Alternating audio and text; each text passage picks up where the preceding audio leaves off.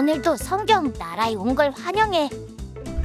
오늘 갈 곳은 민수기 30장에서 31장이야. 오늘도 신나게 가볼까? 고고고! 민수기 30장. 모세가 이스라엘 자손 각 지파의 우두머리들에게 말했습니다. 이것은 여호와께서 명하신 것이다.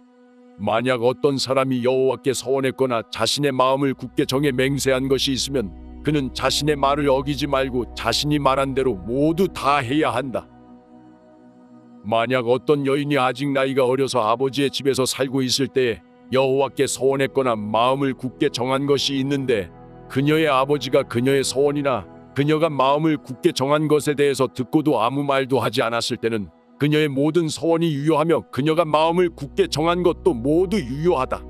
그러나 만약 그녀의 아버지가 그녀의 말을 들었을 때 허락하지 않았다면 그녀의 서원이나 그녀가 마음을 굳게 정한 것은 유효하지 않다. 그녀의 아버지가 그녀에게 허락하지 않았기 때문에 여호와께서 그녀를 용서해 주실 것이다. 만약 그녀가 서원한 것이나 그녀가 마음을 정한 것에 대해서 성급하게 언급한 것이 아직 유효한 가운데 그녀가 시집을 갔는데 그녀의 남편이 그것을 듣고도 아무 말도 하지 않으면 그녀가 서원한 것은 유효하며 그녀가 마음을 정한 것도 유효하다. 그러나 만약 그 남편이 그 말을 듣고 그녀에게 허락하지 않고 아직 유효한 그녀의 서원이나 그녀가 마음을 정한 것에 대해 성급하게 언급한 것을 취소시켜도 여호와께서 그녀를 용서해 주실 것이다. 과부나 이혼녀가 한 서원이나 마음을 정한 것은 그녀들에게 유효하다. 만약 남편과 살고 있는 여자가 서원하거나 마음을 정해 맹세했는데 그 남편이 그 말을 듣고 아무 말도 하지 않으면 그녀의 모든 서원이 유효하며 그녀가 마음을 굳게 정한 것도 유효하다. 그러나 만약 그녀의 남편이 그것을 듣고 그것들을 취소시키면 그녀가 서원한 것이든 그녀가 마음을 정한 것이든 간에 그녀의 입술로부터 나온 모든 것은 다 무효가 된다. 그녀의 남편이 그것들을 취소시킨 것이니 여호와께서 그녀를 용서하실 것이다. 그녀가 서원한 것이나 그녀가 스스로를 괴롭게 하기로 마음을 정해 맹세한 것을 그녀의 남편이 모두 유효하게 할 수도 있고 그녀의 남편이 모두 무효화시킬 수도 있다.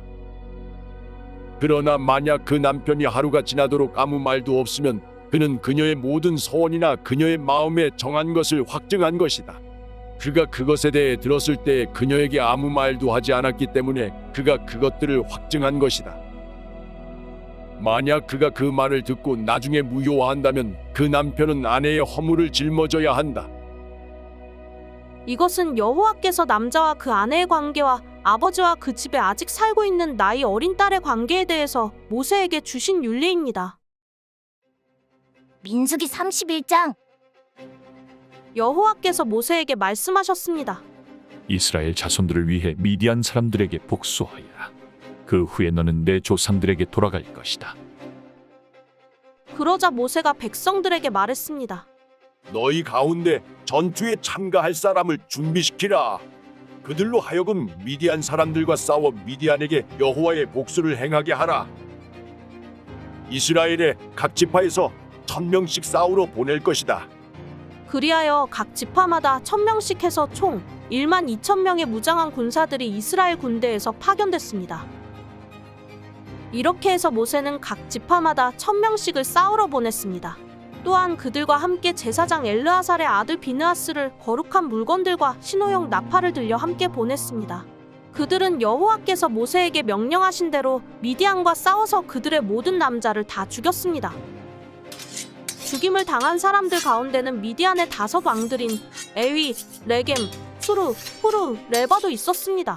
그들은 또한 보올의 아들 발람을 칼로 죽였습니다. 이스라엘 사람들은 미디안의 여자들과 아이들을 사로잡았으며 미디안의 소떼와 양떼와 물건들을 모두 전리품으로 빼앗았습니다. 그들은 미디안 사람들이 살고 있던 모든 성들을 불태웠고 그들의 모든 진영도 불태웠습니다.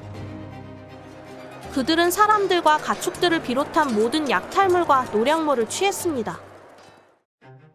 그리고 요단강 여리고 건너편 모압 평원의 진영에 있는 모세와 제사장 엘르아살과 모든 이스라엘 회중에게 포로들과 약탈물과 노량물을 가져갔습니다. 모세와 제사장 엘르아살과 회중의 모든 지도자들이 그들을 맞으러 진영 밖으로 나갔습니다.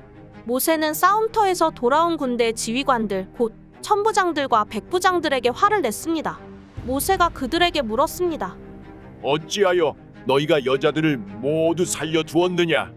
그 여자들은 부울 사건에서 발람의 말을 따라 이스라엘 백성들이 여호와를 거역하게 해 여호와의 회중에게 재앙을 내리게 한 바로 그 사람들이다.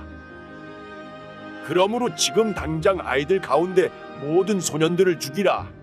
그리고 남자와 자서 남자를 아는 모든 여자들을 죽이라. 그러나 남자와 함께 잔 적이 없어서 남자를 모르는 여자아이들은 너희를 위해 살려주라.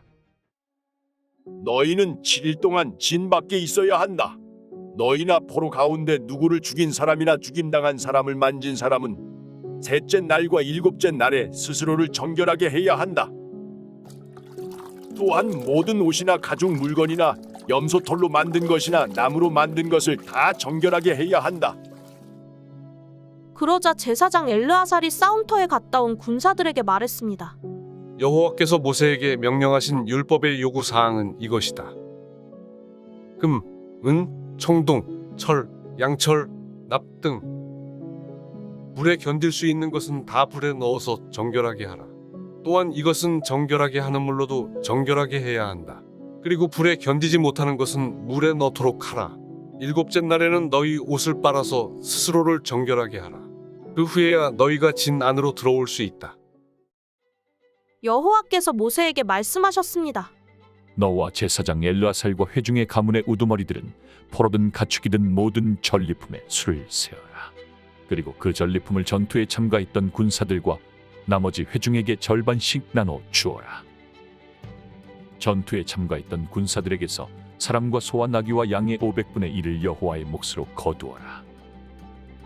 그들이 받은 절반에서 이것들을 거두어 제사장 엘르아살에게 주어 여호와께 드리는 예물이 되게 하여라.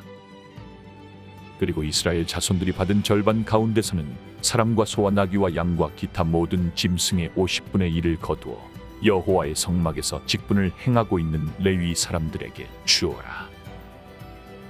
그래서 모세와 제사장 엘르아살이 여호와께서 모세에게 명하신 대로 했습니다.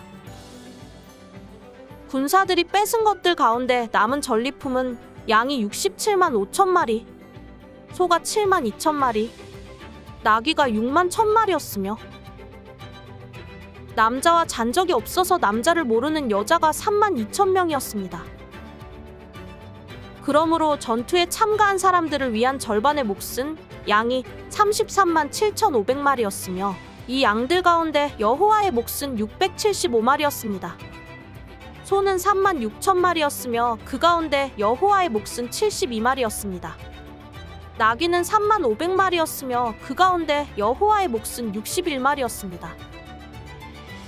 사람은 1만 6천 명이었으며 그 가운데 여호와의 몫은 32명이었습니다. 여호와께서 모세에게 명하신 대로 모세가 여호와께 예물로 바칠 몫을 제사장 엘르아살에게 주었습니다.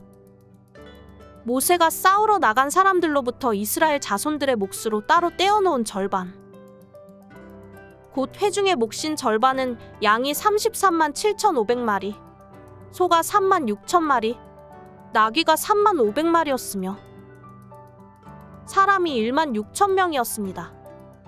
이스라엘 자손의 몫인 절반에서 모세는 여호와께서 자기에게 명하신 대로 사람과 가축의 50분의 1을 거두어 여호와의 성막에서 직분을 행하고 있는 레위 사람들에게 주었습니다. 그러자 부대를 이끌고 있는 지휘관들인 천부장들과 백부장들이 모세에게 와서 그에게 말했습니다. 당신의 종들이 저수아에 있는 군사들의 수를 세어 보았더니 한 사람도 줄지 않았습니다. 그래서 저희가 각자 얻은 팔 장식품과 팔찌와 도장과 반지와 귀걸이와 목걸이 같은 금부치들을 여호와께 예물로 가져왔습니다. 여호와 앞에 우리가 속죄함을 받도록 하기 위해서 말입니다. 모세와 제사장 엘르아살이 그들에게서 금으로 된 그 모든 물건들을 받았습니다. 그들이 천부장들과 백부장들로부터 여호와께 드리는 예물로 받은 금은 다 해서 그 무게가 1만 6,750세겔이었습니다. 전투에 참가한 사람들이 각자 빼앗은 것들이었습니다.